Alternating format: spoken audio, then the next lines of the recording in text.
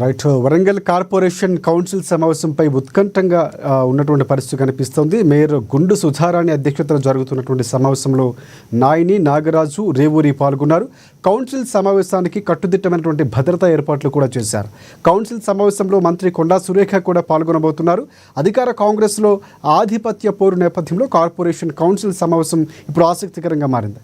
ఇవాళ గాంధీ భవన్లో పీసీసీ క్రమశిక్షణ కమిటీ సమావేశం కావాల్సి ఉంది. అయితే చివరి నిమిషంలో సమావేశాన్ని వాయిదా వేస్తున్నట్లుగా కమిటీ చైర్మన్ మల్లు రవి ప్రకటించారు.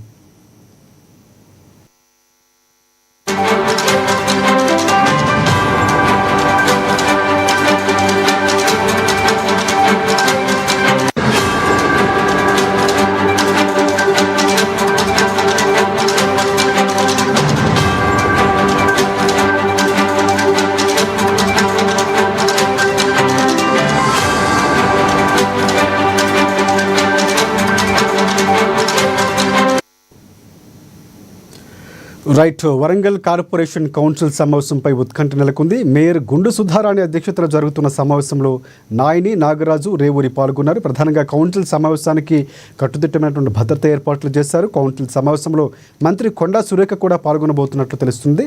అధికార కాంగ్రెస్లో ఆధిపత్య పోరు నేపథ్యంలో ఇప్పుడు ఈ కార్పొరేషన్ కౌన్సిల్ సమావేశం ఆసక్తికరంగా మారింది. ఇదే అంశానికి సంబంధించి పూర్తి అప్డేట్స్ అందించేందుకు మా ప్రతినిధి మౌనిష్ మనకి ఫోన్ లైన్లో సిద్ధంగా ఉన్నారు. మౌనిష్, చెప్పండి, ప్రధానంగా మీ దగ్గర ఉన్న అప్డేట్స్ ఏంటి? రాజశేఖర్, గత కొన్ని రోజులుగా వరంగల్ కాంగ్రెస్ పార్టీలో విభేదాలు తారస్థాయికి చేరిన విషయం తెలిసిందే. ఈ క్రమంలోనే నేతల మధ్య నెలకొన్న వివాదాలను సామరస్యపూర్వకంగా పరిష్కరించేందుకు వీలుగా ఈ రోజు గాంధీ భవన్ లో టీపీసీసీ క్రమశిక్షణ కమిటీ సమావేశం కావాల్సి ఉండే.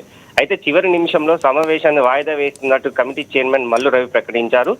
ఈ రోజు జరగవలసిన సమావేశాన్ని ఈ నెల 10న ఉదయం 11 గంటలకు నిర్వహిస్తామని వెల్లడించడం జరిగింది. వరంగల్లో నేడు కార్పొరేషన్ సర్వసభ్య సమావేశం జరుగుతున్న నేపథ్యంలో ఇవాళ టీపీసీసీ క్రమశిక్షణ కమిటీ సమావేశాన్ని వాయిదా వేయాల్సి వచ్చిందని మల్లు రవి ప్రకటించారు. వరంగల్లో కార్పొరేషన్ కౌన్సిల్ సమావేశం ప్రారంభమయ్యాయి.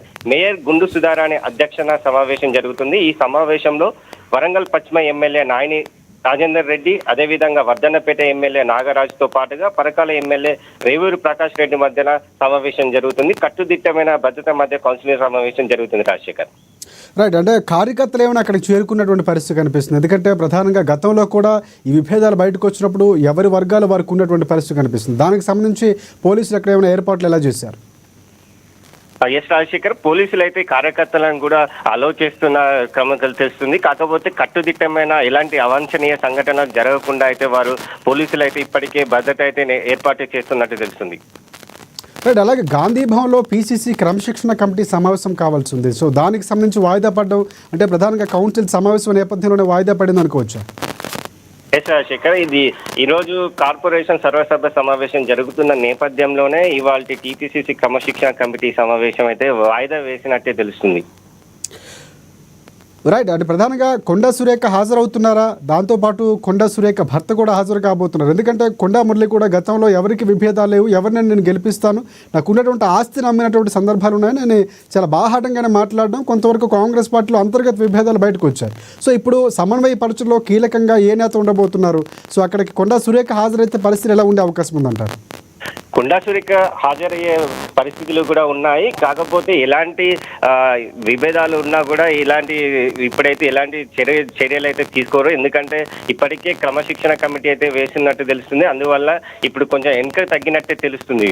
రాజశేఖర్, రైట్. అంటే ప్రధానంగా పీసీసీ క్రమశిక్షణ కమిటీ అంశాలు ఒక కొలిక్కి రానటువంటి పరిస్థితి, అంటే ఏం చేసుకున్నారు ఇంకా ఒక క్లారిటీ రాదు. కానీ కౌన్సిల్ సమావేశంలో ప్రధానంగా ఏ అంశాలపై మాట్లాడే అవకాశం కనిపిస్తుంది? ఎందుకంటే నాయని కానీ నాగరాజు, రేవూరి ప్రకాష్ చాలా కీలకంగా కాబోతున్నారు సమావేశం అవటం. సో ప్రధానంగా ఏ అంశాలపై అక్కడ జిల్లాకు సంబంధించినటువంటి నేతలతో మాట్లాడే అవకాశం కనిపిస్తుంది? అంటే ఇప్పుడు విభేదాల గురించి అయితే ఎలాంటి ప్రస్తావన లేదనే చెప్పుకోవచ్చు. ఎందుకంటే ఈ నెల 10వ తారీఖు జరగాల్సిన సమావేశం జరుగుతుందన్నట్టు చెప్పడం తో ఎలాంటి సమావేశాన్ని విభేదాలకు సంబంధించి ఎలాంటి అయితే చర్చించడం అయితే జరగదంటూ తెలుస్తుంది. అంటే కేవలం కౌన్సిల్కు సంబంధించినటువంటి సమావేశంలో ఆ అంశాలు మాత్రమే మాట్లాడే అవకాశం ఉందంటారా? అవునండి, అది ఓన్లీ క్రమశిక్షణ కాకుండా ఓన్లీ కౌన్సిలింగ్ సంబంధించిన సర్వసభ్య సమావేశానికి సంబంధించిన మాత్రమే ఈ రోజు చర్చించే ఆస్కారం ఉంది. Right. Thank you. Thanks for updates Mounish.